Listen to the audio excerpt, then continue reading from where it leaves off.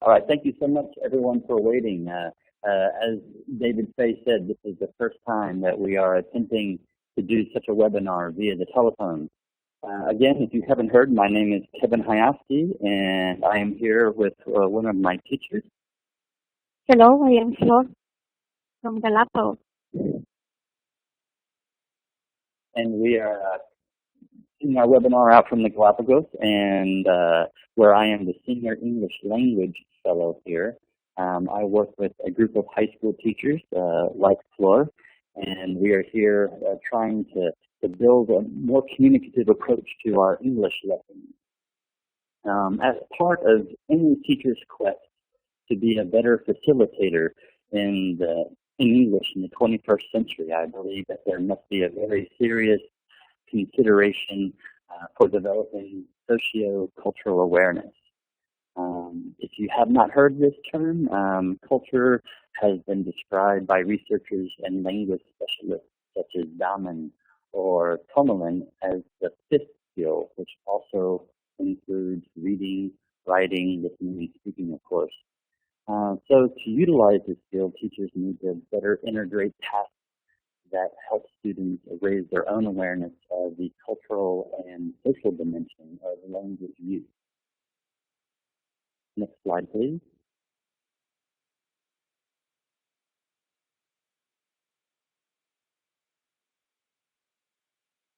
In the 20th and 21st century, English, as you know, is being used by more and more countries and cultures across the world. Because there are more and more international speakers of the language, people are looking at different ways in which to approach language development.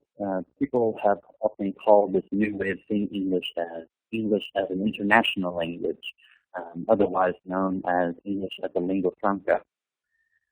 This idea includes no longer seeing English only as the language of the native speakers, but to anyone who is using it for their various purposes, such as travel, education, or online research. In all these circumstances, English is being used as a tool of communication, as a medium of linguistic exchange, building a bridge between cultures. So as the world continues to globalize, obviously communication will require more than simply using the four skills as we know them.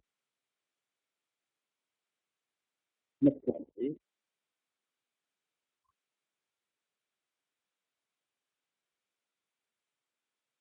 So our objectives in this webinar are relatively straightforward. We are simply going to be taking a quick look at culture and what it actually means and how it might affect communication. With that basic understanding in place, we can then explore the potential needs and greater awareness of culture in our lessons. And in order to do that, we are going to focus on the speaking framework. And this is a framework that was devised by a famous researcher sometimes called the father of sociolinguistics, Del Hines. And teachers can use this framework to build their own sociocultural awareness. And in that way, they can then develop questions and tasks that enable their students to analyze and build their own awareness of how culture is reflected in communication. Next slide, please. So I'd like to get a little input from all of you. If you could, just take a moment and stop to think about culture. Because in my experiences in different parts of the world, I believe this word gets used a lot, and many people don't really think a lot about what the word actually might mean. So let's take a moment, and I'd like to get your feedback. When you think about culture, what kinds of things generally come to mind? Again, please share your ideas and provide some examples there in the chat box.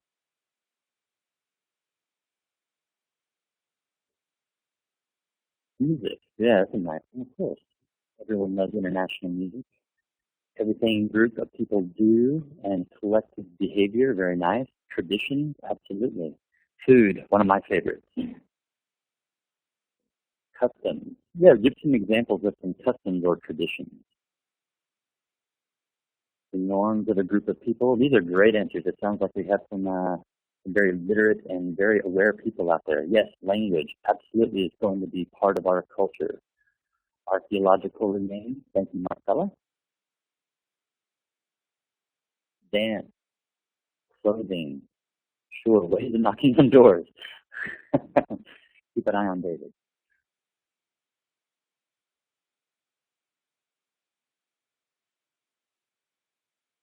Yes, you happen to be from an area in the world that has a particular style of clothing or music, go ahead and share that with us as well as part of your local tradition. Yes, in the title 79, things people do without thinking, and well, we will approach some of those ideas today, absolutely. What people do in a particular place as far as traditions, sure.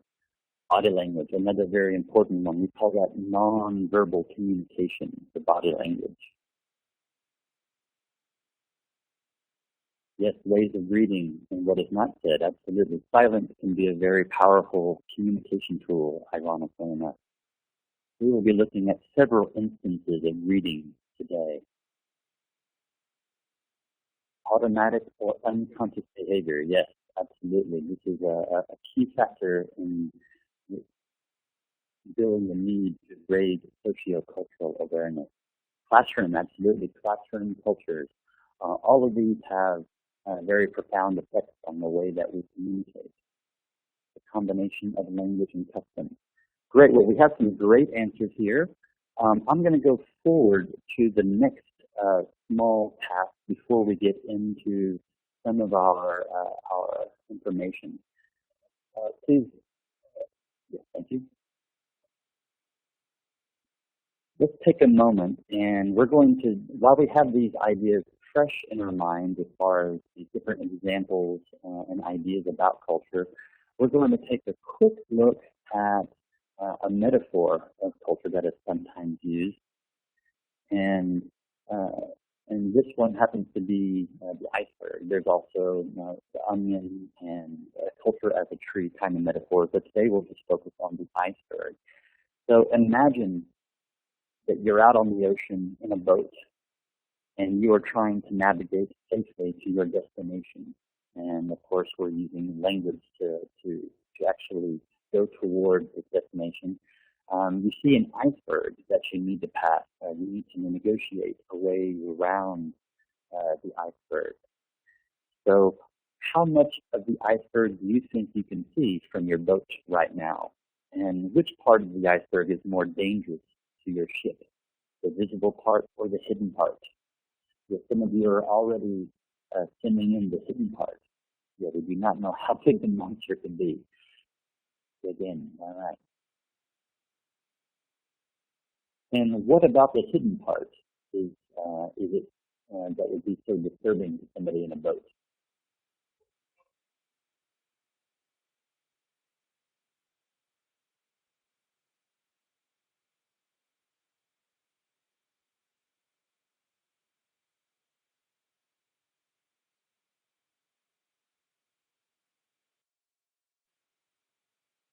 So yes, so now that we have a few of these ideas of what we see as culture, and we are also thinking about the iceberg as a metaphor for culture, some of you are already talking about the hidden part and the visible part. Let's go ahead and go to the next slide, please. And we will look at some of the ideas presented by Bennett. He basically categorized culture in two major ways, just as the metaphor for thinking about it, and that's the big C and small c culture. Of course, big C is the visible, are the visible aspects of culture, and we see examples there such as language, food, music, dance, clothes, and so on and so forth. Obviously, these are not only visible, but they are also audible. You can hear them, you can touch them, you can taste them. These are what he referred to as big C aspects of culture. And then there's also the small c, which is the hidden aspects of culture, the hidden part of the iceberg. beliefs and attitudes and values. So if you're thinking about small c, often these are aspects of culture that very often we are not conscious of. And this is something that will become more apparent as we talk about how language is actually representative of the hidden aspects of culture. So thinking about your answers, your examples of culture, what percentage of your answers referred to big C culture? When you were thinking about culture and its examples, what percentage of them were the visible aspects and what percentage of them were the small C aspects?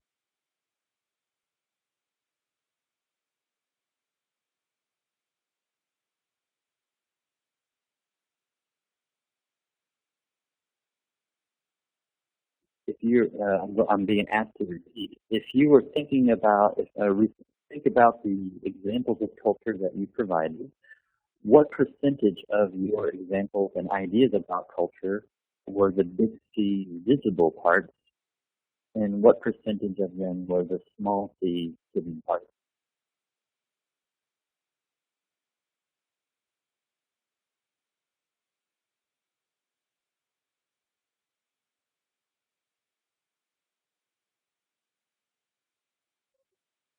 Yes, in my experience teaching intercultural communication in Korea, it was very common to find long lists that took up, say 40 or 50 examples of culture, and about 95 to 98% of them would primarily be focused on big C, the visible aspects of culture. And of course, what we're looking at today is going to be seeing how certain aspects of the hidden part can really trip us up, because that is the part that usually causes a lot of the misunderstanding. We go to the next slide, please. Elizabeth, the outside reflects the inside. I like that. That's what I mean about it.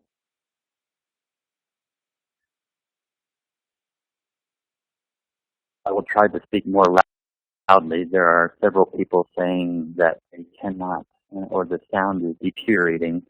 I will speak as loudly into the phone as I can without screaming too much.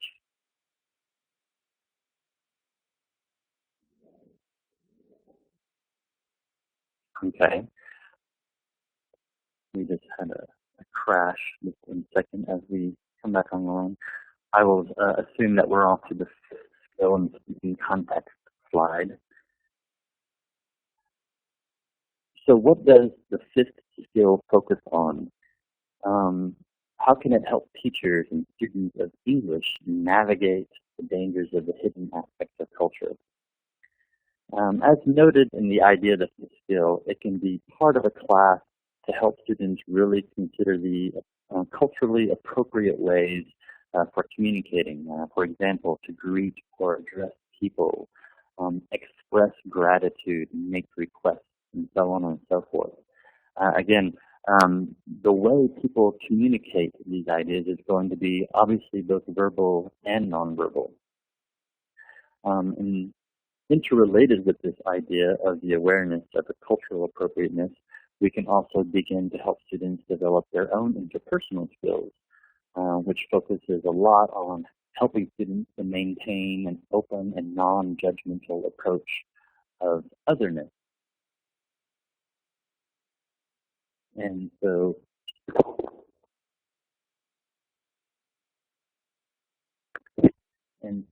we will help students work with certain amounts of uncertainty and ambiguity.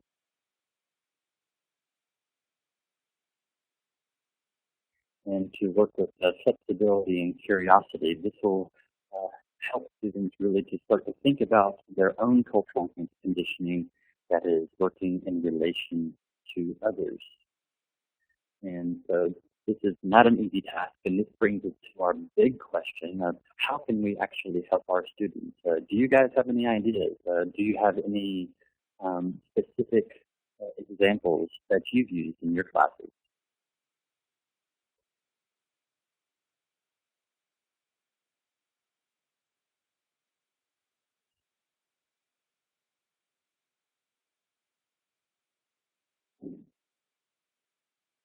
Sure, giving our students the opportunity to interact in different situations, absolutely. This is definitely a way that we would want to help students to learn how to transfer their language and intercultural skills in different contexts. Sharing your own cultural experiences, absolutely.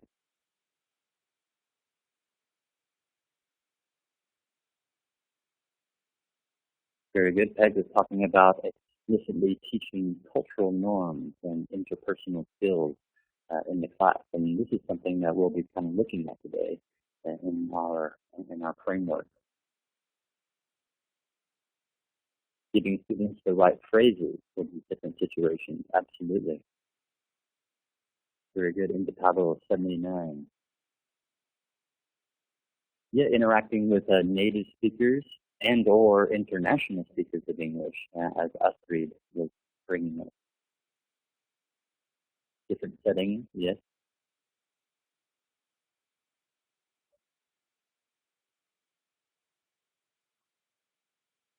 Yeah, knowing about the language and the culture that they're going to teach, and also considering if it's an international language, there might be some Ecuadorians doing business with German, maybe dealing with the pharmaceutical business, and if they are interacting with Germans in the international language, then that would require a bit more cross-cultural awareness.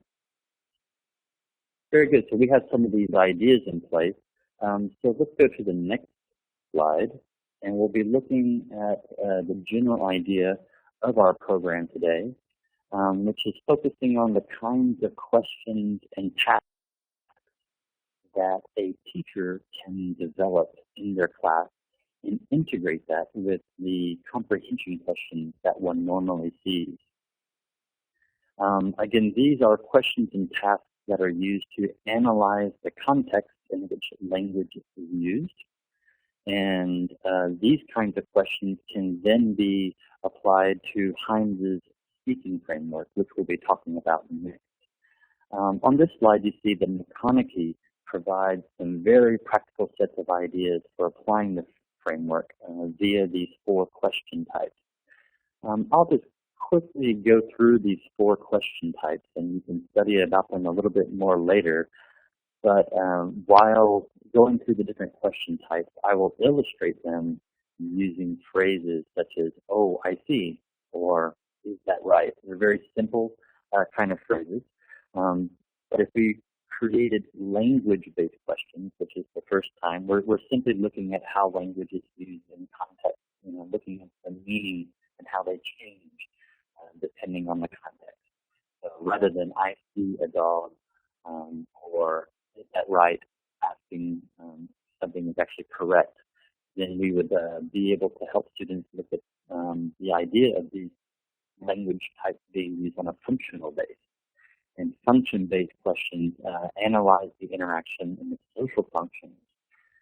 So we'll begin to see that, "Oh, I see," or "Oh, is that right?" is actually a form of back channeling. And if you don't know the term back channeling, this is just the language that we use while someone is having a conversation with us, and we are showing them that we are following the meaning, or we agree with what they're saying. And so, again, that's just the function-based.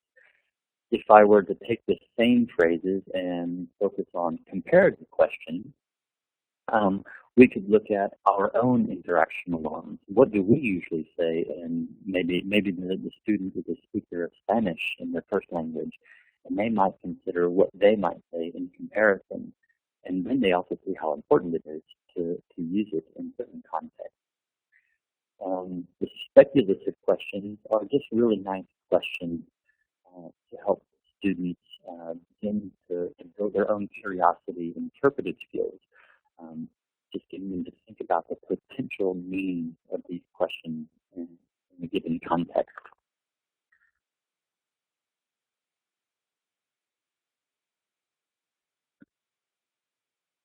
So again, these are 4 basic question types that can be used and applied to Heinz's framework, which we're about to get into. If we go to the next slide.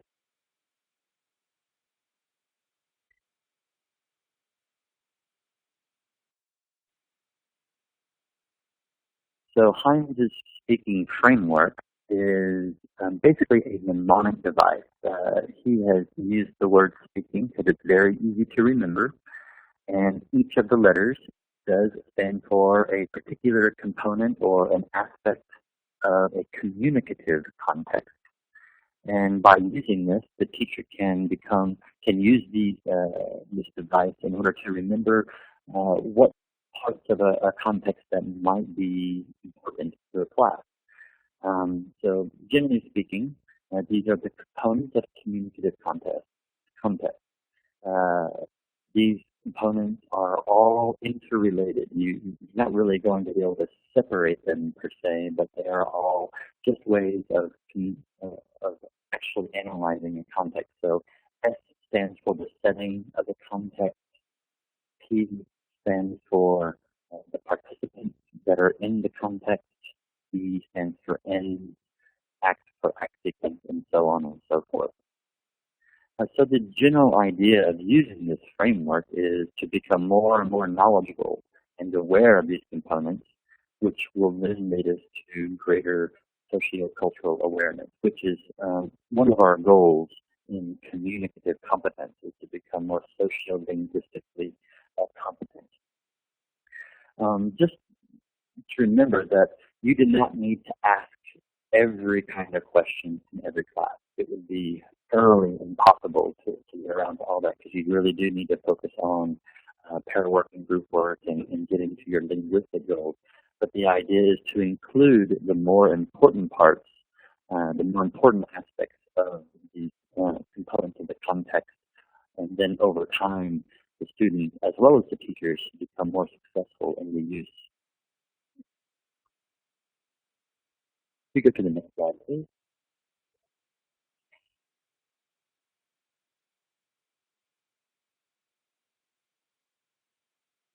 We have some connection problems, I think. So the first component, which is the setting, obviously is just referring to the time, the place, and the physical circumstances of the context and the potential expectations or influences that might have on the communication. And this is kind of simple. The idea is that if you can imagine a party scene in which the language is being used, and compare that with a doctor's office, with two general examples. In the party scene, it would be maybe more appropriate to talk about certain topics or act less formal and so on and so forth. Whereas in a doctor's office, there might be a greater expectation for formality and directness, or maybe professional friendliness, depending on the culture that you happen to be involved with. So again, that's just a very simple idea, but again, a very important one. Go to the next slide, please. So SP and P stands for participant, and again, very simple, looking at the idea of the people that are involved in the setting, or as the interpersonal dimension of how the language is being used. And we can look at the different examples. Maybe someone's talking to a professor or their daughter or a friend. Again, the teacher can analyze the situation for the relationships between these different participants, maybe the age or the familiarity in which the people know each other or don't. And this will affect the overall language choices that are being used. So let's just take a moment. Imagine that you are meeting a university professor for the very first time. Think about, again, in your cultural context, if you were meeting a university professor, how would you greet them? What kind of language? What would be the tone of your conversation? Would you shake hands, kiss on the cheek, or bow? In your culture, how would you actually greet a university professor for the first time?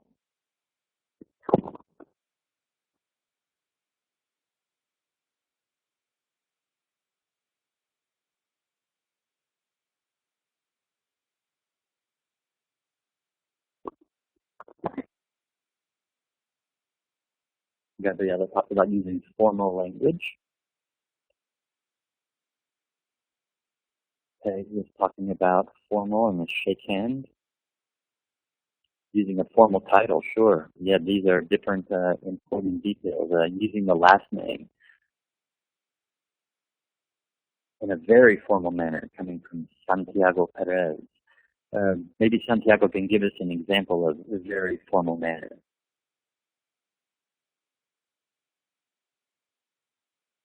Somebody said that in Colombia, hi prof is a very common way. And there's an when the age difference between teachers and students is small. Yeah. How about you other people? You got other examples? Mr. plus last name. Okay. Thank you, Santiago, for providing a little feedback there.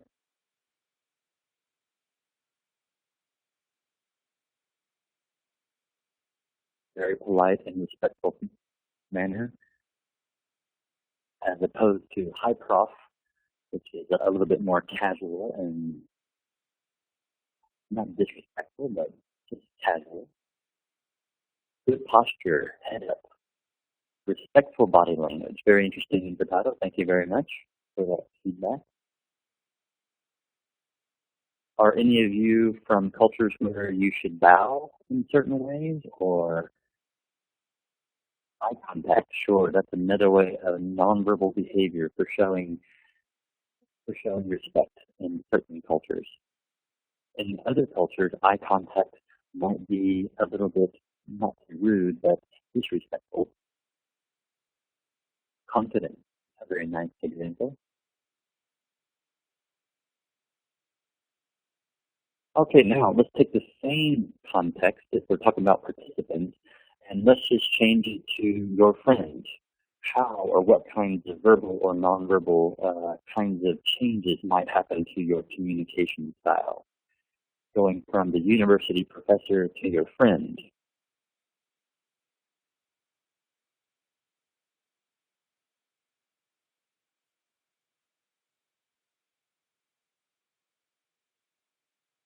Relaxed posture, and yet expressive facial expression. That's nice.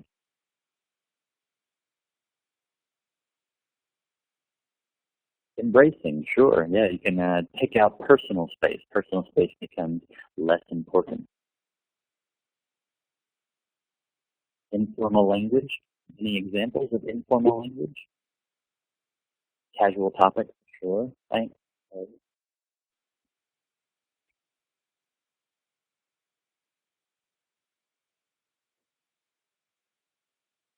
Daily life topics, sure. So you can keep even the topics and the style of language, the types of nonverbal communication continue. And again, these are things that we're thinking about. How do we expose our students, and how can we help educate them in ways that help them to think about their own culture in comparison or in relationship to another culture.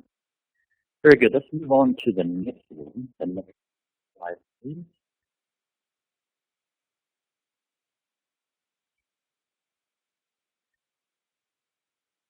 So ends is the E in speaking, and this simply refers to the purposes or goals of the participant. So again, this is where the teacher needs to look at the language or the communicative context and see what the ends are in the conversation. And maybe they're different for different participants. So for example, maybe persuasion, language of persuasion is being used. Or maybe there's language of equality or hierarchy. Again, there are different ways that language is being used toward these particular ends. And I believe that helping students become more aware and begin to use those in their own context to be a very valuable experience. So teachers can also become more aware how other aspects of the context or the other components of the context contribute to this end or this goal, and then help their students consider the ways that the negotiation in those situations is taking place.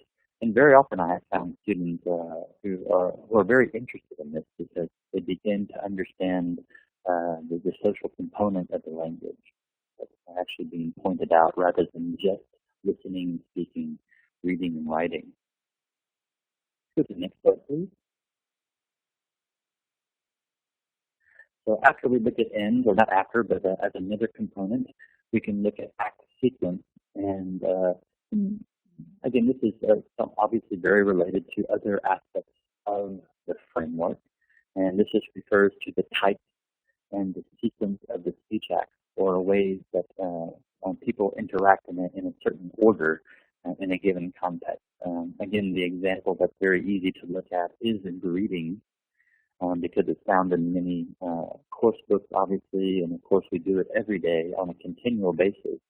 And it can help us actually become more aware of how there are actual other ways of greeting in the culture. So if a teacher was to analyze the different participants, for example, in a given context, there might be an actual difference in how certain speech acts are involved. So again, let's imagine a social context. Imagine that you're meeting a boyfriend or a girlfriend's parents for the first time. Maybe it's your fiance. And again, we have a variety of cultures with us today, so if we can give a little feedback. If you were meeting a boyfriend or a girlfriend or your fiance's parents for the first time, what act sequence would you likely use or expect if you were going to be successful, so to speak, in that context?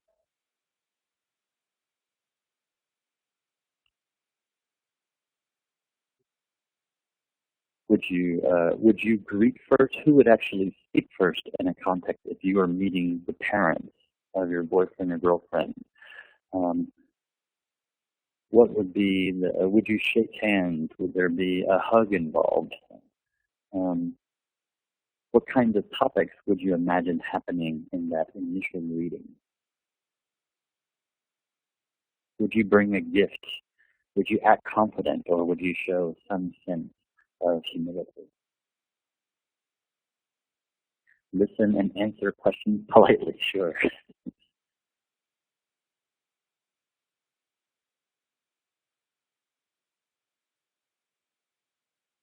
It would be great to get some feedback from the different countries, so maybe we could do a little bit of cultural comparison. No drinking involved. Declaratives and expressives. And maybe, Judith, you can give us some examples of your declaratives and expressives.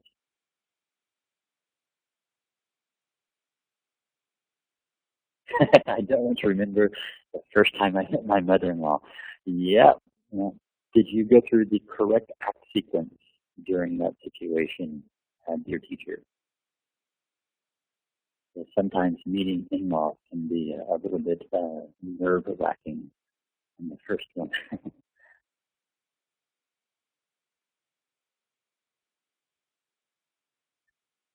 Just as a brief example, when I met my in-laws, I am married to a South Korean woman, and the first time I met them, of course, required a sincere bow and occasional eye contact. Eye contact was something that was supposed to be done just occasionally.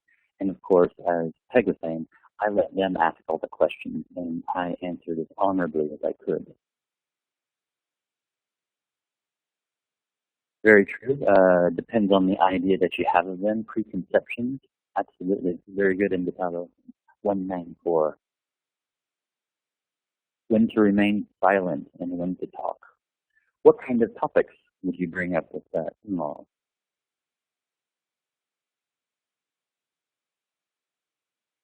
Yeah, Korean culture has its own challenges on using silence and sincerity in very distinct ways. So again, using this idea of the act sequence, we can apply that to perhaps a speaking context in our classes and help students become more aware of the variation that you're going to see across cultures. And this will, in the end, kind of open them to other ways that cultures actually interact, and would heighten their awareness of these communicative contexts. So let's go on to the next one. Okay, we're about halfway through our mnemonic device of speaking. Please go to the next slide. Yes, I agree with Marcella. No politics or religion. Yes, sharing personal experiences very often is a way to share. Please go to the next slide, please.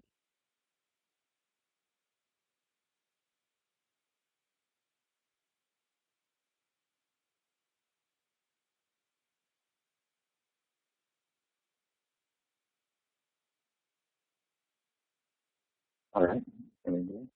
The next slide is looking at something that's a little bit more interpretive and perhaps a little tricky. And Delheim calls this the key. And this is really going to require some finesse on the teacher's part to kind of exact from the conversation the general tone or spirit of the conversation. There might be a way in which emotions or the nuances are being conveyed. Again, we can get these through the clues in the manner of speech, or maybe there's a certain amount of joking going on, or if there's a change of topic which is being used as a particular strategy by someone. Again, and the teacher can become more aware of these over time, but they can use any clues that might notify to the listener the tone, how things are changing. Maybe there's a change in the speech pattern. Again, and this can just help the students become more aware of these general nuances of the conversation that can create some misunderstanding.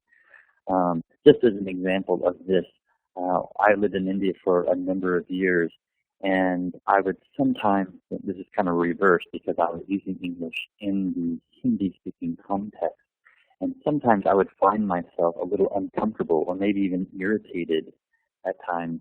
And then one day I actually noticed the way in which questions were asked, and there was a drop tone. I'll just give you a brief example. Very often in India, in different parts of the mountains in the Himalayas, they would ask, "Where are you going?" They would use the drop tone. You can hear my tone drop at the end of the question. "Where are you going?" Or "Why are you here?" And over time, of course, you just answer that. But at other times, you would feel a little bit almost like it was rude, or maybe they were being very pushy. But that was just my unconscious reaction, because eventually I found out that that's a very normal speech pattern in Hindi, and that's just how they were transferring the conversation to the target language in English. Because the question, "Where are you going?" in many places in India and other parts of Southeast Asia is actually just a way of saying, "Hi, how are you?" So that tone threw me off because I wasn't aware of the other speakers' language patterns. So just a little way to think about how the tone might actually create a miscommunication. Do any of you have any experiences in which tone or the key in the language might have affected your misunderstanding? Very good. Body language. Someone's talking about how body language can help us to catch the feeling.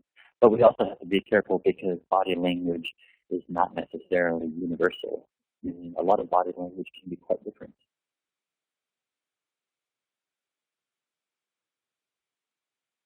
Have you eaten today? Yes, that's often, as Peg said, have you eaten today is a common Korean greeting.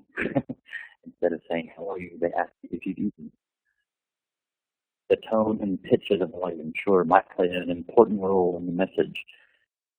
And again, and this is something that, as Judith brought up, we can begin to introduce into our classes in order to help raise our students' general awareness.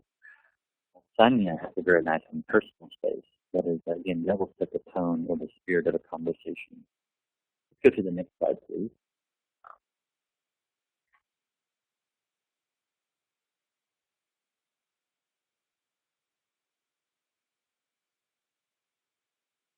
Next slide, please.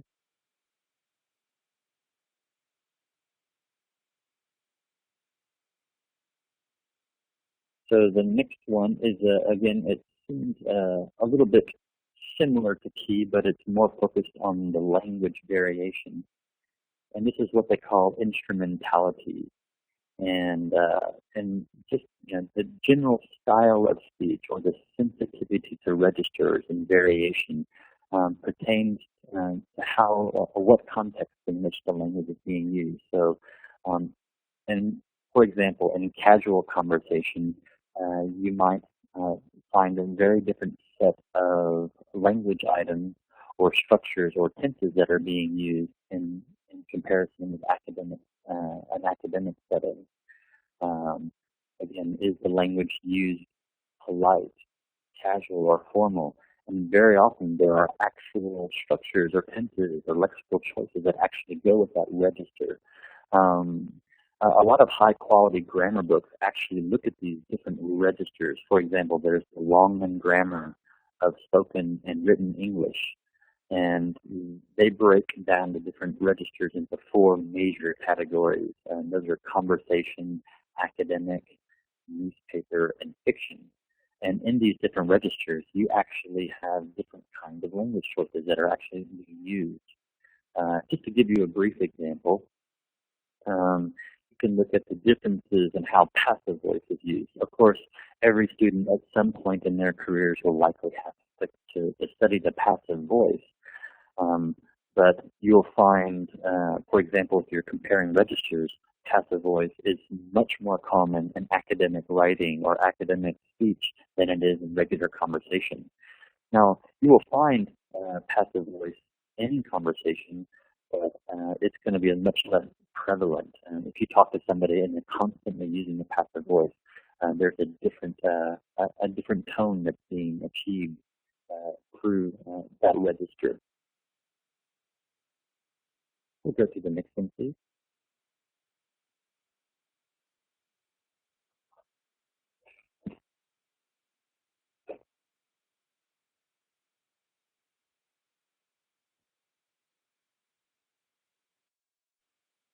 Come back along. I'm going to go forward as if you see it. Crash.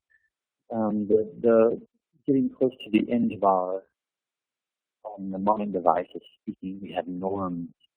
And the norms are basically just looking at the social rules. A lot of people are actually much more comfortable and familiar with this particular component of the speaking framework. And again, but at the same time, it's the norms that often catch people unaware of their own norms, because that's what's in conflict. And if we go back to the iceberg, very often it's the norms that we're actually going to run into before we actually get close to the iceberg itself. And so this is another important reason for using intercultural awareness and sociocultural awareness in our classes and helping our students interpersonal skills. Just if you're a teacher and you're analyzing for this, you look at the different rules of conversation and the different kinds of interaction and what is being conveyed through both the verbal and the nonverbal types of communication. And I guess a few of you have actually already introduced the idea of eye contact. And again, this is a very important part of certain cultures' way of communicating, and it will often be misinterpreted in different ways. Another one that we might discuss quickly is interruptions. We have a variety of cultures today with this. If some of you could share your own perspectives, your own cultural perspectives in the chat box, how are interruptions viewed in conversation in your cultures, and what are some techniques for interrupting others? I'll repeat that quick little question for you. How is interruption acceptable in conversation in your culture? And if you are going to interrupt, how would you do it? What kind of language devices would you use to interrupt?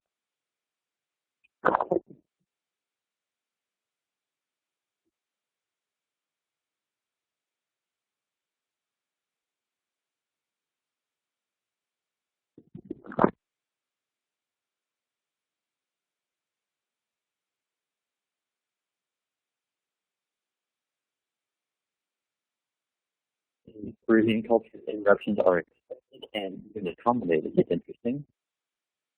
Forced devices. Could you give us some examples of that, Judith? Very polite. I hate to interrupt.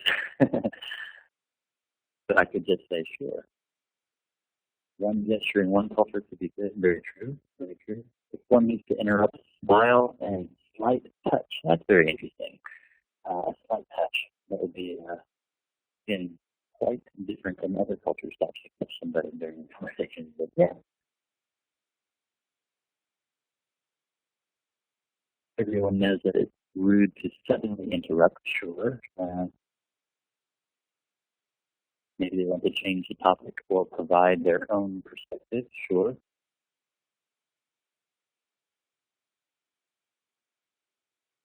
Yeah, in the title 966, you brought up, what do you mean by never disrespectful or unrespectful? What would be a respectful way to interrupt?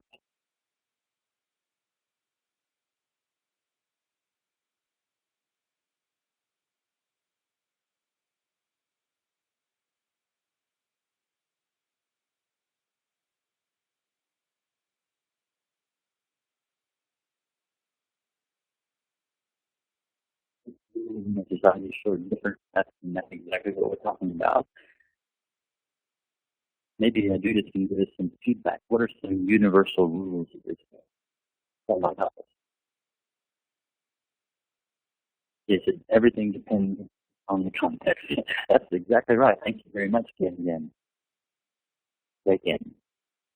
This is exactly what we're getting to, depending on the context and how to read the context. Sitting on the floor is accepting.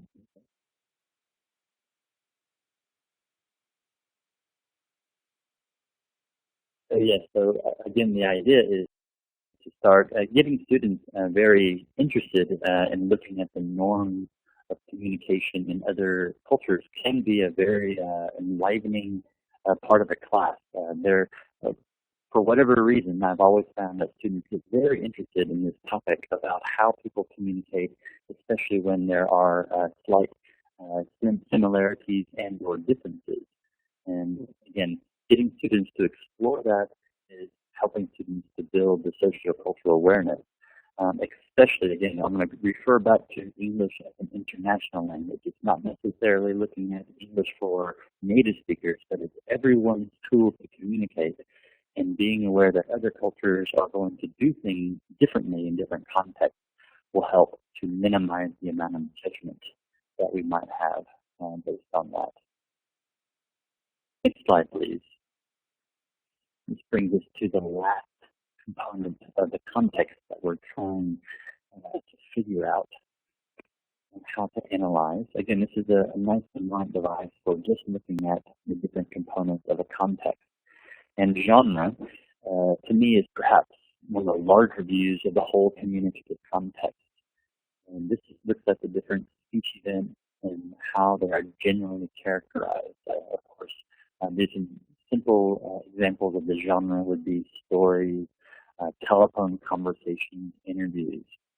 And again, looking at this kind of interaction involved, the teacher can really help students focus on common features of the language found in these different situations. Very often, many of the other parts or the other components of the speaking framework come into play here. And a teacher can really help students begin to see how these different components actually overlap and or affect each other.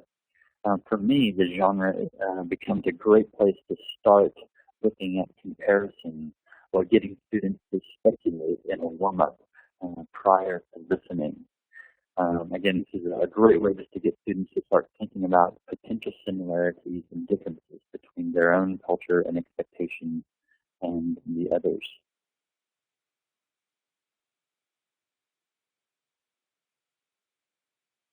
Okay, go to the next slide, please. Again, overall, the end goals for using the framework is to look at how we can use these 4 question types. Can anyone remember the 4 different question types? The first one is about the language itself. The next one refers to how it's being used, the function. Can anyone remember the other one?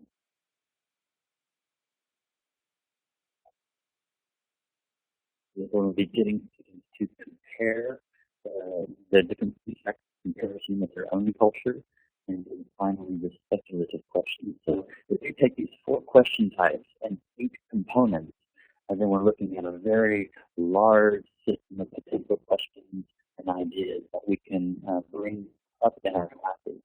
Now remember, the overall goal is not to use every single question in every single class, but to be selective and focus on language tasks and an analysis in a class that will quickly get students to begin to understand and evaluate how language is being used effectively in that particular context. Over time, as the teacher develops his or her own sociocultural awareness, that can then be passed on to the students in their own classroom tasks. Again, students must be building this by doing this kind of analysis and awareness raising. Over time, this will build a sociocultural awareness and develop their interpersonal skills, as well as work toward these greater sociolinguistic competencies. If you'll go to the last slide, again, this is one of our end goals in communicative competence, is to try to include this last competence, at the last one of the competence called sociolinguistic competence, which is part of the overall communicative competence mode. In my own experience, using this framework has been very helpful simply because it's easy to remember along with the question types. And then as a conversation or an interactive context is being used in class, you can use 2, 3, or maybe 4 different kinds of questions that help students to become more aware of how the language is actually being used interculturally. Of course, this relates to social rules, the nonverbal behaviors, and the cultural references that you will often find in different communicative contexts. We'll go to the last slide. We have a little bit of time for any questions. Are there any questions that anyone would like to ask either me or other people on the chat board? Very true. It is difficult for public school teachers to talk about culture, but remember, it is easy for those same teachers to think about their own culture and then begin to explore how others are using the language. Sometimes an analysis of your own culture in relation to what you're reading in a conversation book can present a lot of interesting details. Yes, the theory, that's what we're hopefully doing, is using the theory of intercultural communicative competence and using a framework like this in order to work toward that. Again, it's not just reading, writing, listening, and speaking, but it's also using that fifth skill that's going to help students really build a greater amount of competence.